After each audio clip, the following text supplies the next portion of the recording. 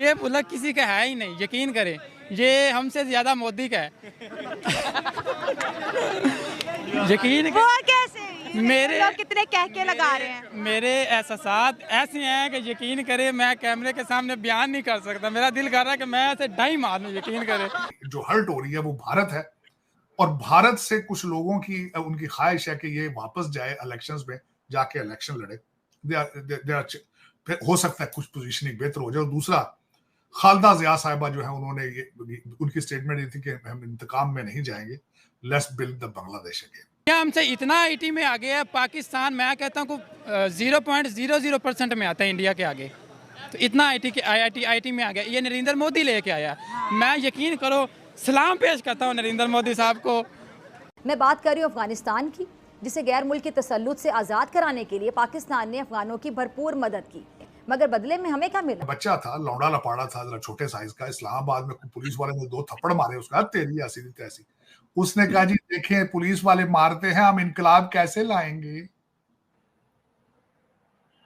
ते पुलिस वाले वो कुटना नहीं, तेन चुमियां लैनियां तेरियां, उन्होंने तेरे गलार पाने उन्होंने। देश की सारी तरक्की जो शेख हसीना के दौर में हुई थी वो धरी की धरी रह गई। और अब हम ये देखेंगे कि आगे मुझे तो जो फ्यूचर नजर आ रहा है, अगर उनकी जमात इस्लामी रेडिकलाइज्ड लोग इसी तरीके से आते हैं हुकूमत में, गवर्नमेंट में, तो बांग्लादेश तो क्या, यानी वहां पे जो इकोनॉमी है उसकी क्या सिचुएशन रहेगी। पाकिस्तान इंडिया के मुकाबले में कुछ भी नहीं है, ना टैलेंट के हवाले से, ना जॉब इंडस्ट्री के हवाले से, ना एजुकेशन के हवाले से, किसी भी चीज़ से इंडिया से आगे नहीं है। ये कोई हवाई बातें तो नहीं है, तारीख उठाकर देख लें। पाकिस्तान में होने वाली दहशतगर्दी की छोटी बड़ी वारदातों के ताने बाने हमेशा अफगान सरजमीन पर ही जाकर मिलते हैं। जय हिंद दोस्तों, हिंदुस्तान वाला में स्वागत है। दोस्तों आपको बता दें कि आज पीएम मोदी ने जो है वो किसानों से जाकर खेत में बात की, और खेत में आम नागरिक की तरह, इतना बड़े देश के प्रधानमंत्री आम आदमी की तरह खेतों में जाकर किसानों से बात करना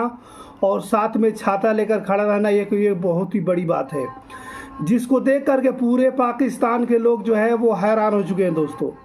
क्योंकि प्रधानमंत्री नरेंद्र मोदी भारत के प्रधानमंत्री हैं, वो आम नागरिक की तरह, आम आदमी की तरह खेतों में जाकर किसानों से उनके खेती और फसलों के बारे में जानकारी ली और साथ में उनसे जो उनका हाल चाल भी पूछा।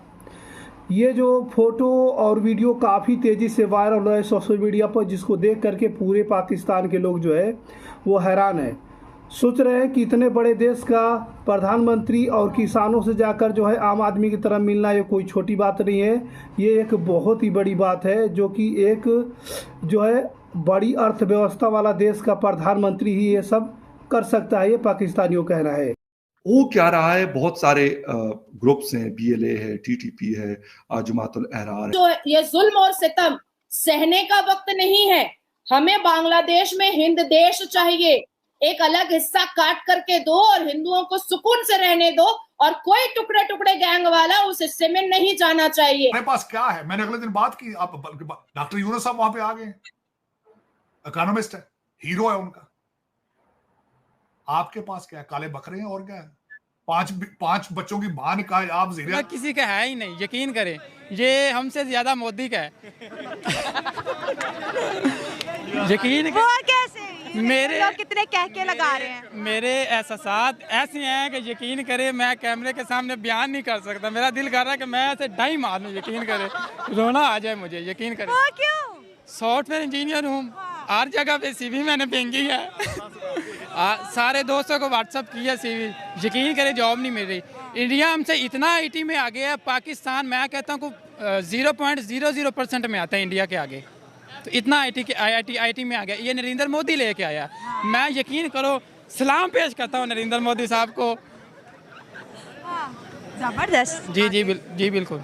तो पाकिस्तान इंडिया के मुकाबले में कुछ भी नहीं है, ना टैलेंट के हवाले से, ना जॉब इंडस्ट्री के हवाले से, ना एजुकेशन के हवाले से, किसी भी चीज़ से इंडिया से आगे नहीं है। आप इंडिया की तारीफ करें, यहाँ पे कोई इंडिया की तारीफ करे उसके बोलते हैं ये एंटी पाकिस्तानी बात कर रहे हैं। नहीं, जो बात देख लेना, इस्लाम में भी ये चीज़ है कि जो आप झूठ नहीं बोलना, आपने सच बोलना है।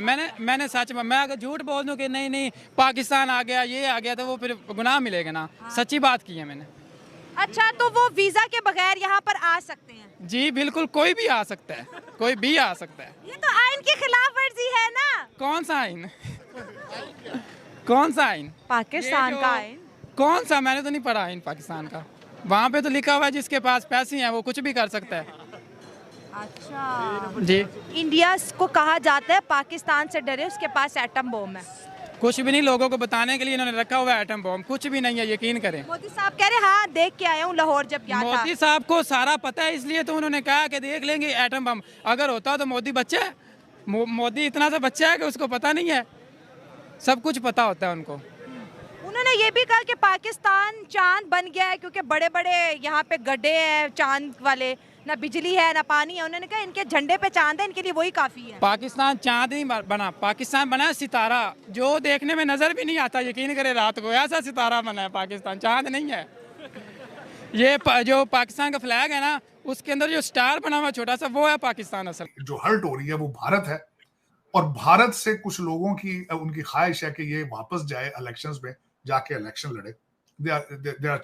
फिर हो सकता है कुछ पोजीशनिंग बेहतर हो जाए। और दूसरा, खालदा जिया साहिबा जो है, उन्होंने ये उनकी स्टेटमेंट दी थी कि हम इंतकाम में नहीं जाएंगे, let's build the Bangladesh again. उससे आगे चलते हैं बांग्लादेश के हवाले से। वहां पे सुप्रीम कोर्ट के जज हैं, रऊफ साहब उनका नाम था, वो रिजाइन कर गए। और दूसरा, वहां के जो स्टेट बैंक ऑफ बांग्लादेश है उसके हेड भी जो है वो रिजाइन करके जा चुके हैं।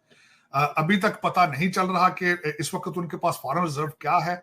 4.5 या 4.7 बिलियन उनके पास था, जो 4 महीने के लिए काफी था।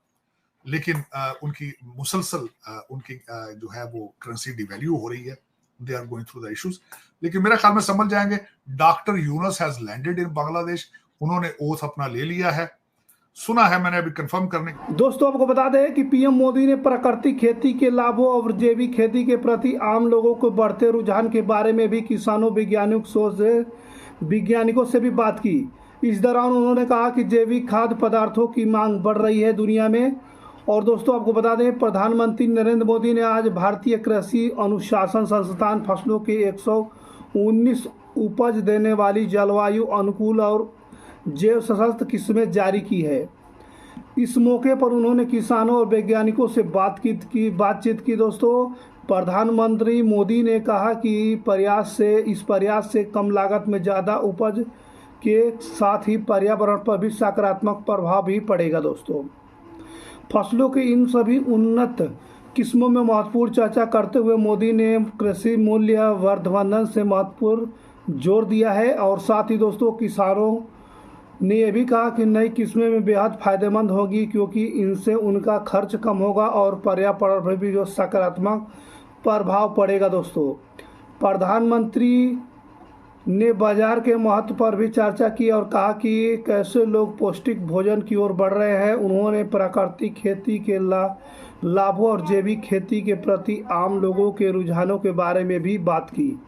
उन्होंने कहा कि लोगों ने जैविक खाद्य पदार्थों का सेवन करना जो है वो शुरू कर दिया है। इसकी मांग जो है वो तेजी से बढ़ रही है। वहीं इस पर